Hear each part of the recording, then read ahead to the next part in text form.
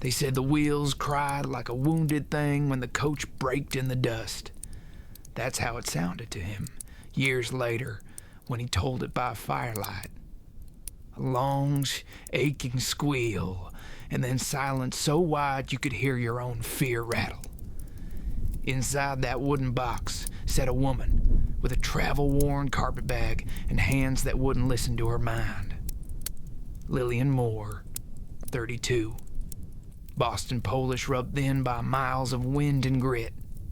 Through the small wavering pane she saw the town she'd been riding toward for half a year. One street laid like a plank across open country, a steeple stubborn as a finger lifted to heaven, a saloon with its piano practicing courage. Dust Valley, last stop. The driver leaned down, face like old leather. "Ma'am, this is it." But the word wouldn't move her bones. Fear can lock a person clean out of her own body. She knew it then. He was already there. The man from the letters. Tall in the morning brightness, hat in his hand, shoulders shaped by seasons. Samuel Reed, a rancher who'd written steady as a clock, talking about honest work and long winters, about wanting a partner more than a fairy tale. He stepped close enough for his voice to carry without crowding her. Southern tinged, low, kind. "Miss Moore," he said on Mom Samuel, "we've been riding." Out on the prairie the wind had its say. Inside her heartbeat did the same. Words came to him like they do to men who think before they speak. "I know it's a hard thing," he told the door. "Coming all this way to meet a stranger. I gave you my promise in those letters. I'll keep it. You don't have to do more than you can. I'll wait." He didn't tug, didn't insist. Just stood there with patience, the kind you learn from weather and cattle and years that can't be hurried. The driver swung the door. Sun poured in, heat and light and the smell of sage. She saw his hand. Big as a shovel, scarred along the knuckles, clean, though work had stained it forever. Not a demand, an offer. She stared so long her eyes watered. He didn't take the hand back. "One step," he said. "That's all for now. We can talk after." She drew a breath that wasn't ready to be drawn and reached.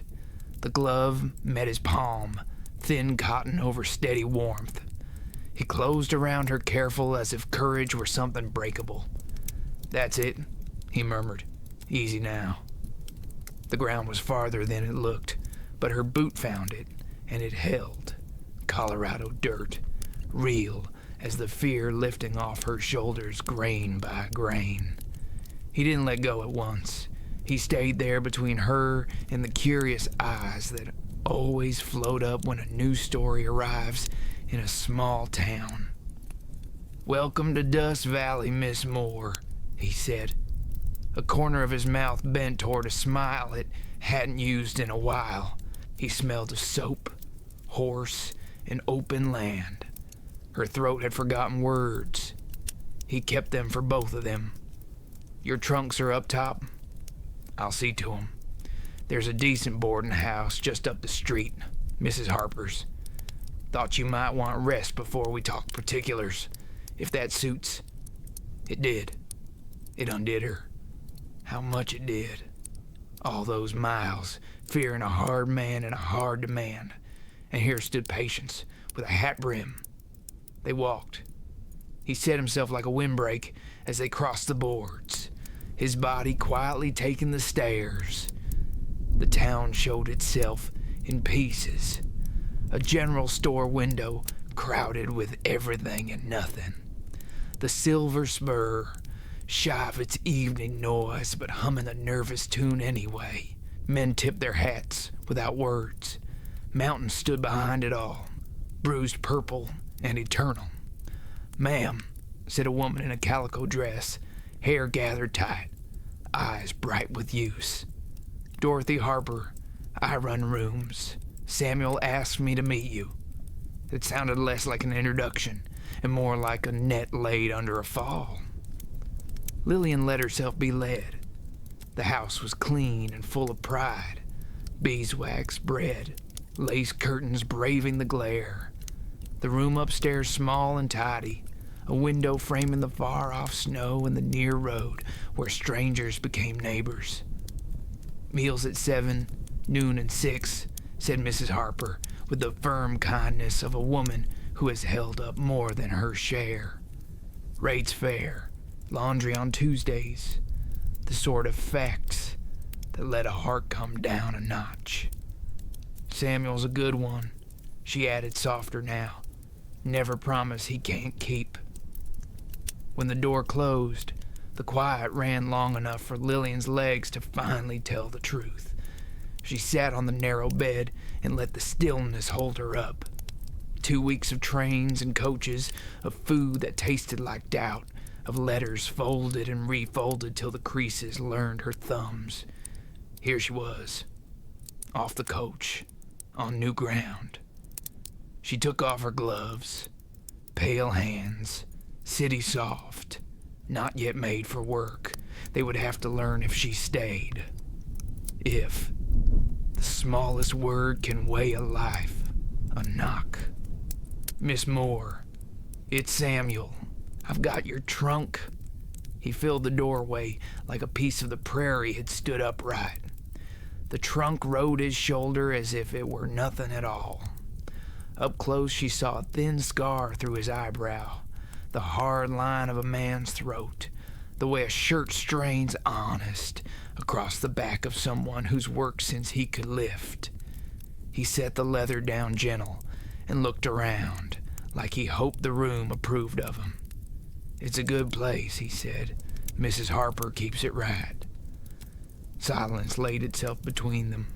Not cold, just new. If you're up to it, he tried again. Okay, we could meet later. Public place. The hotel dining room by the front window. Talk plain about what we both have in mind. 4 o'clock? Her yes came rough as gravel, but true. Relief crossed his face like sunrise breaking a hard line of cloud. Then I'll let you rest, he said. At the door he paused.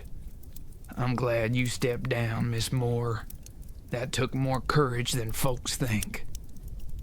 When he'd gone, she stood at the little mirror and found a stranger staring back, hair loosed from pins, eyes too tired for Boston manners, a woman with no path but the one she chose next.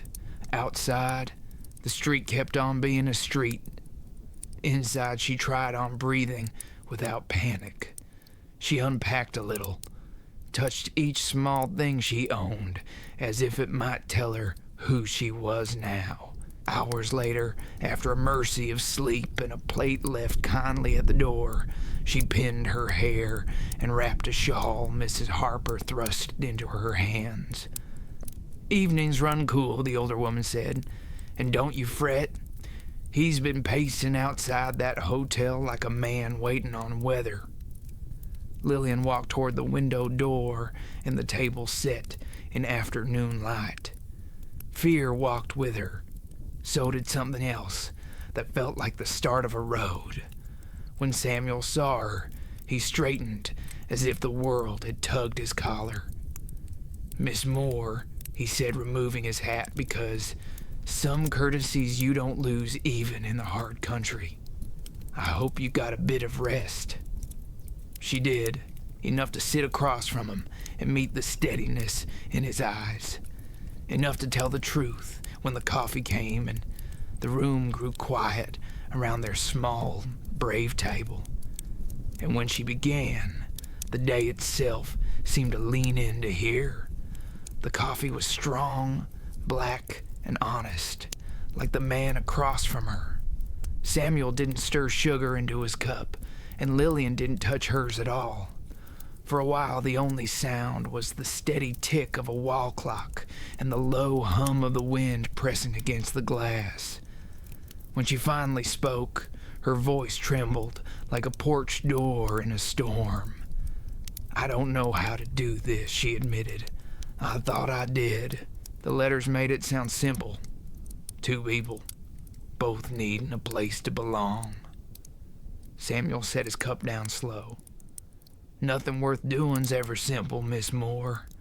But I meant every word I wrote. I wasn't after a servant. I was after a partner. Someone to share the quiet with. She studied his hands as they rested on the table.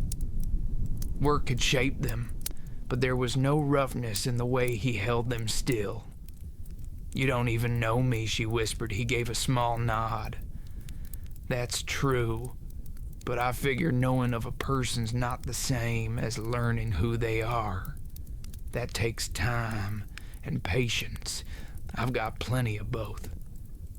The waiter came and went, leaving stew that neither of them tasted. Outside, a horse whinnied, impatient at being tied too long. Back home, Lillian said, staring into the brown folds of her napkin. Folks thought I'd lost my mind. They said I was running away from everything decent. Samuel leaned forward slightly. Maybe you were running toward something instead. His words hung in the air like a promise that didn't need proof. She lifted her eyes to him, and something eased inside her chest. They spoke of practical things then. His ranch a few miles out, her teaching skills from Boston, how a person could start small and build something steady. He told her about the land, 60 acres fenced, another 30 still wild, a barn that needed mending, a creek that ran dry come August. I ain't rich, he said plainly, but what I've got, I'll take care of. And if you stay, I'll take care of you same way. Not owning, mind you, just looking out. Lillian felt a quiet warmth spread through her that had nothing to do with coffee or sun. That sounds safe, she murmured. He chuckled low. Safe's a good place to start. When the meal ended, Samuel walked her back toward Mrs. Harper's. The light had softened, gold drifting into lavender. Dust rose from each step, like the earth breathing around them. At the gate, he stopped. I'll head out early tomorrow. Fix that east fence. If you'd care to see the place, I can come by afternoon. She hesitated. I like that. He tipped his hat. Then it settled. That night, Lillian couldn't sleep. Every creak of the house, every sigh of wind against the window pane carried her mind back to that steady voice, that promise of patience. She sat up once, caught sight of her reflection in the glass, and almost didn't recognize the woman watching back, a woman who dared to start again. Morning came wrapped in cool air and distant bird call. Over breakfast, Mrs. Harper poured coffee and studied her guest with a knowing grin. He's a fine man, Samuel Reed, she said. Lost his wife to fever years ago. Never did court anyone after. Some men keep quiet because they've got nothing to say.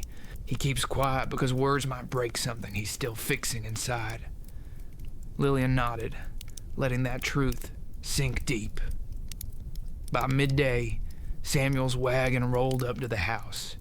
2 horses, brown as toast and twice as steady, stood waiting. He stepped down, hat shading his eyes. Afternoon, Miss Moore. Ready to see a bit of the West? She smiled. Just a hint, but it was real. As ready as I'll ever be. The ride out of town carried them through open country. Sage brushed the wheels. The wind smelled of dry earth and faraway rain. Mountains watched from the horizon like old sentinels too wise to speak. Samuel pointed out the landmarks. A crooked oak that served as boundary. A hill where wildflowers bloomed come spring. A creek that twisted silver through the valley. That's where the cattle water, he said, and over there's where I plan to build a bigger barn. Someday, if life stays kind. Lillian listened, trying to imagine her Boston hands tending to this land, her voice calling out across it. The thought frightened and thrilled her in equal measure. When they reached the ranch house, she saw it wasn't much. White paint, faded, porch sagging a little, but it breathed of care. A rocking chair waited on the porch, a cat sunning itself beside the steps. Samuel helped her down. Same careful touch as before, steady as gravity. "Ain't grand," he said, "but it's home." She stepped onto the porch, brushing her fingers across the worn rail. "It's beautiful," she said softly. He smiled, small and genuine. "You see it better than most." They walked the grounds. Chickens fussed near the coop. A breeze rustled the cottonwoods by the creek. He showed her the barn, the corral, the room where his late wife's rocking chair still stood by the window. "Haven't had the heart to move it, Yuma," he confessed. "I understand," Lillian said, and she did.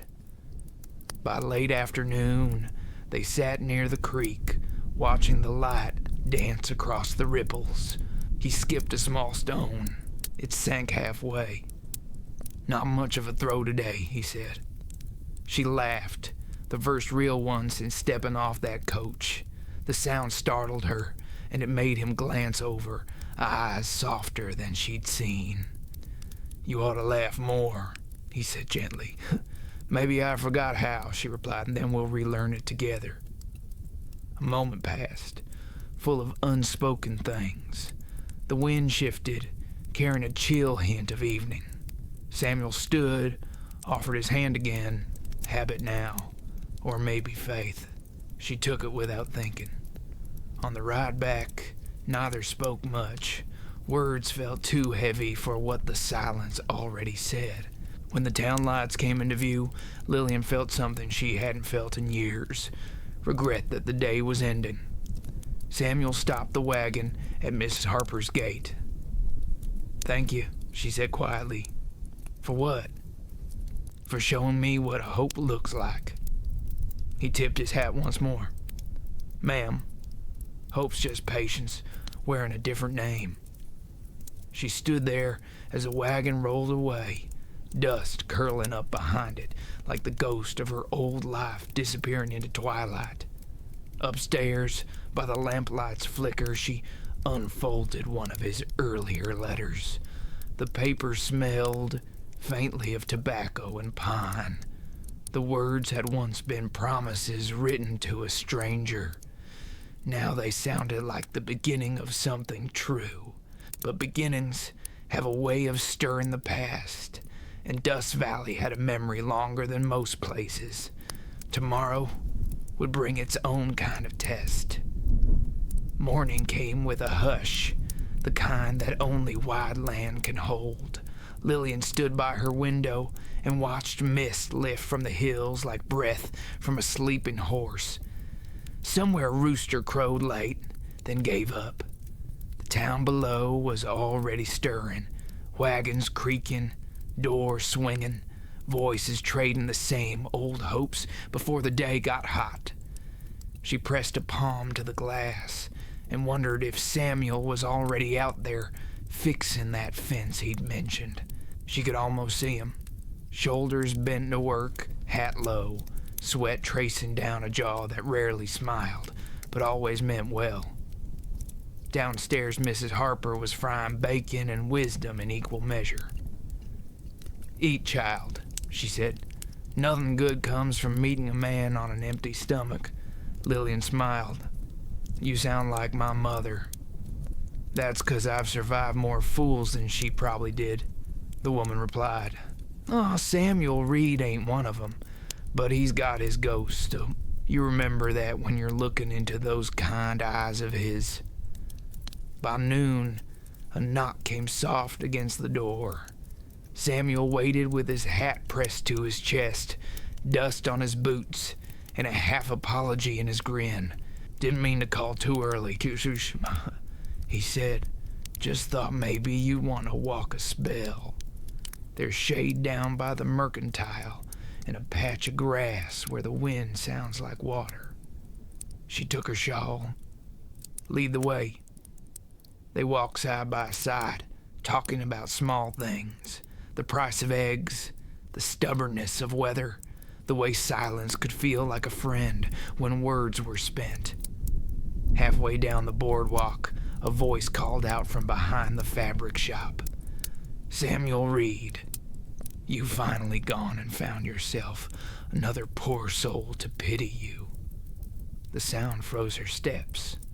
A woman stepped into the light, hair bright as copper, eyes sharp as glass. Sarah Jenkins, the town's gossip Mrs. Harper had mentioned her name once like a warning bell. Samuel's face hardened, though his tone stayed mild. "Afternoon, Sarah," she smirked. "Didn't take you long. What was it? 3 letters? 4? Mail order bride from the city, I reckon. Poor thing don't know what she's walked into." Lillian felt the heat rush to her face, but Samuel spoke before she could. "You mind your tongue," he said, quiet but firm. "Miss Moore's got more courage than half this town."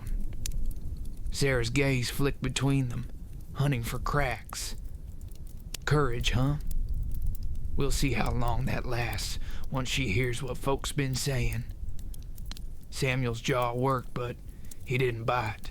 He tipped his hat, a gesture that somehow dismissed her without raising his voice, and led Lillian onward. They stopped by a bench under a cottonwood. For a moment neither spoke. Wind moved the leaves, whispering like old secrets. "I'm sorry," Samuel said finally. "Sarah don't mean harm most days, but her talk runs faster than her sense." "It's all right," Lillian murmured, though her stomach still twisted. "I've heard worse." He looked at her. Really looked. "You shouldn't have to." There was a stillness between them, tender, uncertain. He shifted his weight.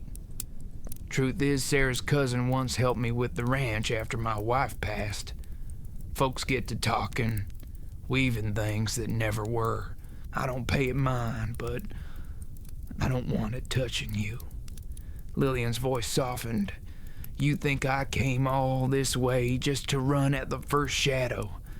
I've lived with whispers my whole life. They can't hurt me unless I let them." Something in him eased at that. He nodded slow, like a man learning he'd been carrying a worry he didn't name. They walked again, this time out toward the open edge of town where fences turned to field. The prairie stretched wide, clouds dragging long shadows across the grass. "This land looks empty," she said. He smiled faintly. "Empty's what most folks see, but it's full if you listen right. Coyotes, wind, the hum of bees when spring finally decides to trust us again." They reached a split in the trail where a small bridge crossed a dry creek. Lillian paused there, looking down at the cracked bed below. "You said this runs dry in summer?" "Most years, yes, but when the rains come, she swells fast. Too fast sometimes floods out the lower pasture." He picked up a flat stone and tossed it into the creek bed, listening to the hollow thud. "I aim to fix it proper, build up the banks, maybe divert a little channel. Ain't easy alone, though." "I could help," she said before thinking. He turned to her, one brow raised. "You ever move a rock before, Miss Moore?" "No," she admitted, "but I've carried heavier things than rock." He laughed softly, low and rich. "That I believe." They stood there a while, sharing the kind of quiet that doesn't need words. The sky deepened into amber, the air cooling as shadows grew longer. Samuel's voice came gentle. "You ever think about what you want truly, not what folks told you to want?" She stared toward the horizon. "I used to. Then life started telling me what I was allowed to have. He nodded, like he understood more than he said. Out here, the rules run thinner. You can start over if you got the grit. She smiled faintly. Maybe that's why I came. He offered his hand again. Not for help this time, but as something steady between them. She took it, feeling the calluses press against her palm. Not rough, just real. Back in town, as dusk gathered, Samuel walked her to the boarding house once more. Before she went inside, he said quietly, "Tomorrow, I'll ride up north, check the water line. You're welcome to come if you want a bit of country air." "I'd like that," she said. "My, thank you." When he left, she lingered on the porch, listening to the night settle in. Somewhere, laughter spilled from the saloon, brittle as glass. Somewhere else, a church bell marked the hour like a heartbeat. In her room, she wrote a few lines in her journal, just words to keep courage company. He's patient. The land is wide. Perhaps there's room here for a heart to rest. Down in the street, unseen, Sarah watched the light in Lillian's window flicker out. She smiled a little, mean or curious, it was hard to tell, and whispered to no one in particular, "Let's see how long that Boston heart lasts in Dust Valley." And with that, the wind carried both the whisper and the promise of trouble down the empty street. The next morning dawned sharp and golden, the air carrying that faint coolness before the heat settles in. Lillian woke to the sound of wagon wheels somewhere beyond the shutters and the smell of coffee drifting up the stairs. Her heart stirred with something she hadn't felt in a long while. Anticipation. Quiet, but certain. She dressed simply. Pale blue cotton, sleeves rolled for work she wasn't yet sure she could do. When she stepped outside, the sunlight fell across her face like a blessing she didn't know she deserved. Samuel waited by the gate with his wagon, reins loose in his hand. "Morning, Miss Moore," he said with a nod. "Hope you don't mind the early hour." "Not at all," she replied, climbing up beside him. "Boston mornings were colder, but they never smelled like this." He smiled, a faint curve beneath the brim of his hat. "Smells like dust and horse to me." "Maybe that's the scent of honest work," she said. He chuckled. "Then we'll both be knee-deep in honesty by noon." The trail north wound between hills, brushed with wild sage and little white flowers, stubborn enough to bloom where nothing should. The wind tugged at her shawl, teasing loose strands of hair. Samuel stole a glance and caught the light glinting in it. "You'll need a hat if you're to last out here," he said. "Do I look that delicate?" she teased. "No, ma'am, but even the strongest things wear down under too much sun." They rode in silence for a spell, the rhythm of hooves filling the space between thoughts. The land opened wider, the sky leaning low and endless. At the edge of a pasture, he pulled the team to a stop. "Here we are." The creek glimmered fountain narrow, running through a tangle of willow and stone. He jumped down, offered his hand, and she took it without hesitation. The gesture had grown familiar now, steady, unspoken, necessary. He showed her the split in the bank where water carved away, 2 deep each spring. "Need to shore this up before the next flood," he said. "I've lost enough fence posts to last me." She crouched, examining the rocks with more curiosity than skill. "Seems simple enough. Stack them tighter, maybe use timber here." He tilted his head, amused. "You've got a builder's eye." "Or a teacher's," she replied. "Just trying to make sense of what I see." They worked together, slow and careful, moving stones and fitting them where the earth had given way. The sun climbed high, beads of sweat tracing her temples. Samuel watched her wipe her brow with the back of her wrist. "You sure you're all right?" She nodded. "Feels good to be useful." He smiled softly. "You already were, Miss Moore. You just didn't know it yet." For a while, there was peace in the rhythm, stone after stone, silence after silence, until a sound broke it. Hooves pounding fast, a rider approaching from the ridge. Samuel turned, eyes narrowing against the glare. It was Cal Turner, a neighboring rancher known more for talk than work. He reined in close, dust swirling around his horse's legs. "Morning, Reed," he called. "Heard you got yourself a new hand. Or is she the new missus already?" Lillian froze where she stood. Samuel's tone stayed even, though a muscle jumped in his jaw. "Morning, Cal. This here's Miss Moore. She's helping with the creek." Cal tipped his hat toward her, grinned sharp as barbed wire. "Didn't take long, did it? Guess you moved quick once you got a woman to impress. Folks in town been wondering if this one's real, or just another." "That's enough," Samuel cut in, voice low but firm. Cal shrugged, eyes glinting. "Don't shoot the messenger. Just saying some people remember how you courted Sarah before your wife passed. Guess old habits die hard." The air went still. Even the creek seemed to hold its breath. Samuel's stare could have carved stone. "You best ride on," he said. Cal smirked, tugged his reins, and turned his horse. "Didn't mean offense, Reed, just friendly conversation."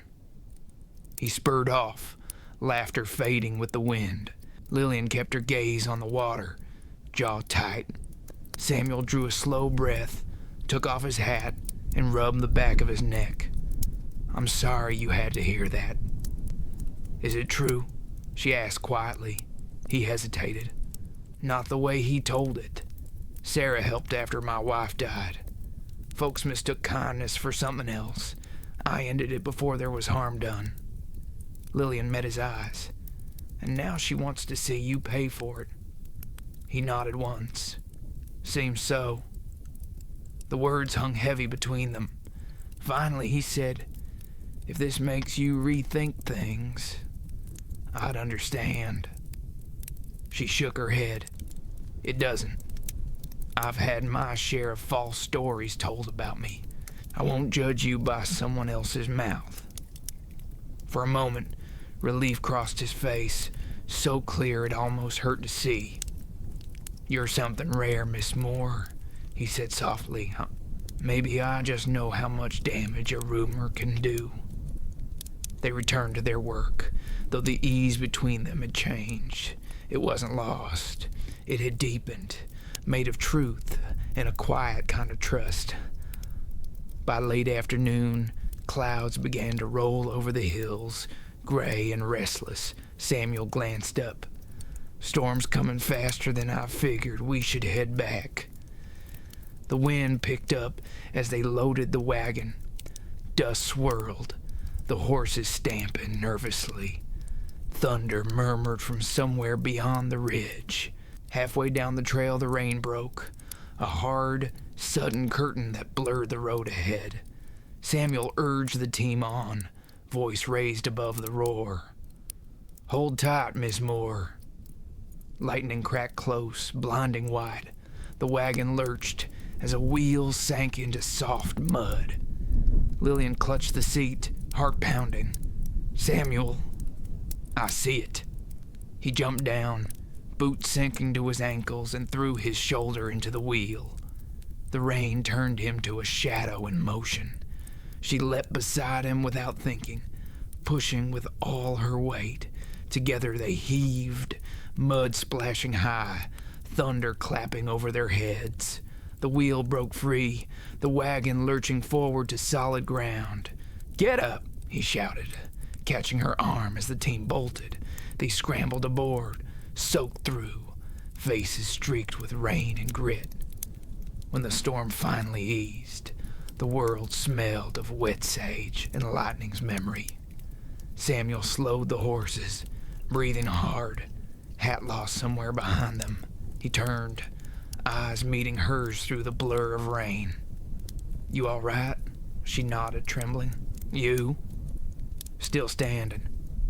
For a moment, the only sound was the soft hiss of rain dying out. Then she started to laugh, quiet at first, then louder, shaking her shoulders. He blinked, surprised. "What's funny?" "Nothing," she said, still laughing. "Everything. We just fought a storm like it was another person trying to stop us." He smiled then, a full, unguarded smile that made her forget every mile she'd traveled to find this place. "Guess we make a fair team." They rode the rest of the way in silence, hands brushing once on the reins. When the boarding house lights appeared through the mist, he turned to her. "Tomorrow, I'll set things right with Cal. Folks shouldn't talk that way." She looked at him, rain still shining in her lashes. "You don't owe them explanations. Just live true, Samuel. The rest will fade." He held her gaze a moment longer than was polite. "That's easier said than done." "Then let's both keep saying it till it is." And as the wagon rolled into town, the last thunder grumbled far off, like an old god giving its reluctant blessing. The morning after the storm smelled clean, like the world had been washed and hung to dry. The mountains stood closer, sharper against the pale sky. Lillian watched the light slide over them from her window, a mug of coffee warming her hands. Somewhere down the street, a hammer rang on wood, a reminder that Dust Valley, for all its whispers, kept rebuilding itself every day. She hadn't seen Samuel since he dropped her off the night before. She figured he needed the quiet. Men like him spoke more in actions than words, and yesterday had been heavy with both. Mrs. Harper knocked softly before coming in. "He was by early," she said, setting a folded coat on the chair. "Left this for you. Said you near froze in that storm and ought to have something proper for the next one." Lillian traced the coat stitching, fingers lingering on the worn edges. It wasn't fancy. Brown wool, a bit frayed at the cuffs, but it carried his steadiness, plain and unpretending. "Thank you," she whispered. Mrs. Harper said, eyes twinkling. "He's a man of few words but deep roots. Don't let the soil fool you. Some of the best things grow quiet." By noon, Lillian decided to walk. Dust Valley shimmered in the sun, every puddle turning to glass. When she reached the general store, she heard raised voices around the corner. Samuel stood there, calm but firm, facing Cal Turner and two other men. Cal's smirk had lost some of its shine. "I ain't looking for trouble," Samuel was saying, "but I won't stand for lies about Miss Moore or anyone else." Cal kicked at the dirt. "Ain't lies if folks already believe 'em." Samuel's voice dropped low, carrying more weight than a shout ever could. "Then you best learn the price of what comes out your mouth. She's under my protection now, same as if we'd already said vows." Lillian's breath caught. He didn't know she was there. The words weren't for show. They were a line drawn in the dust, clear, unshakable. Cal glanced up, saw her watching, and muttered something about Boston pride. Samuel turned, eyes meeting hers across the space. For a long second, the street went still, except for the creak of the sign above them. "Miss Moore," he said softly, tipping his hat. Didn't mean for you to hear all that." "I'm glad I did," she answered, walking toward him. Cal spat in the dirt and walked off, his laughter small and mean against the wide sky. The others followed, leaving quiet behind. Samuel sighed, rubbing the back of his neck. Didn't want to cause a scene. "You didn't," she said. "You ended one." They stood there a moment, the distance between them filled with everything unspoken. Then he asked, "Will you come by the ranch tomorrow? There's something I want to show you." "I will." The next day, the land wore that look it gets after rain. New grass shining, the air sweet with promise. Samuel met her at the gate, a spark in his eyes she hadn't seen before. "Follow me," he said, leading her down the trail behind the barn. They stopped near the creek. The water ran clear now, catching sunlight like melted glass. Along the bank, the stones they'd set still held strong. "I finished it," he said. "Built it up right, won't wash out next time." "It's beautiful," she said. He nodded, then turned toward her. "That's not all. I've been thinking about what you said, that living true's better than explaining yourself to every rumor. You were right, so I aim to live that way." He reached into his coat pocket, pulled out a small box of worn wood. "I don't have a jeweler's touch," he said, opening it to reveal a simple silver ring. "Belonged to my mother. I'd like it to belong to you if you'll stay." The world seemed to narrow to the space between them, the whisper of water, the thud of her heart, the soft wind tugging at her hair. "Samuel," her voice barely rose above the creek, "I'm not asking for a promise made out of gratitude or loneliness," he said. "Just stay because you see something worth staying for." She took the ring, its metal warm from his hand. The weight of it felt right. "I came here afraid," she said slowly. "Afraid of the land, of strangers, of starting over. But somehow, I'm not afraid anymore. You did that." He smiled then, slow and real. "Guess we both needed saving in our own ways." She slipped the ring on her finger. "Then I'll stay." He let out a long breath, the kind a man gives when a season finally turns in his favor. "Well," he said, eyes shining with something close to wonder, "that's good news." The wind rose, stirring the grass like applause.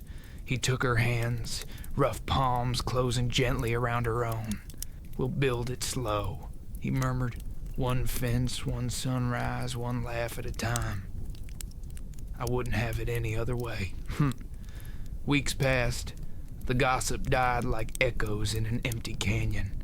The ranch began to change. New paint, new fences, new laughter where silence had lived too long. Lillian taught a handful of children in the parlor until the town found her a small schoolhouse. Samuel's cattle grew fat, and so did his contentment. At night, when the chores were done and the stars spilled over the plains, they'd sit on the porch and listen to the world breathe. Sometimes he'd hum a tune half forgotten from his boyhood.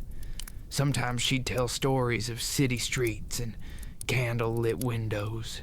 Each word stitched their lives tighter together. One evening she asked, "Do you ever miss the way things were before I came?" He turned toward her, eyes soft under the brim of his hat. "Not once. Some lives start late, that's all." She leaned her head against his shoulder, the boards beneath them creaking in rhythm with the quiet wind. "I used to think I'd lost everything," she whispered. "Now I see I was just being led here." He took her hand, thumb tracing the ring that caught the starlight. "Funny thing about life," he said. "Sometimes you think you're the one waiting to be found. Turns out you were the one doing the finding all along. The night deepened, crickets humming their soft approval. Out beyond the fence, the creek murmured steady, holding its course, just like the promise between them. And somewhere in that vast stillness, under a sky wide enough to hold every sorrow and every start, a woman who once couldn't step down found her footing at last, right beside the cowboy who never stopped reaching out his hand.